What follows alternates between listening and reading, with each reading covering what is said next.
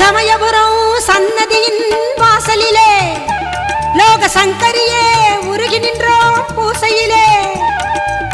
கருணையுள்ள தெய்வமாக நீ இருப்பாய், கருணையுள்ள தெய்வமாக நீ இருப்பாய். நாங்க கொண்டாடி வந்ததற்கும் பலன் கொடுப்பாய்.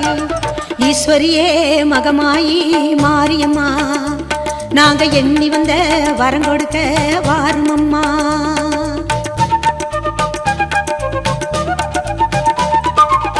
வேண்டுவோர்க்கு வாழ்வெல்லாம் நலம் தருவாய், சிங்க வாகனத்தில் சக்தியாக வலம் வருவாய். ஊர்வாழ மழையாக வடிவெடுப்பாய், ஊர்வாழ மழையாக வடிவெடுப்பாய்.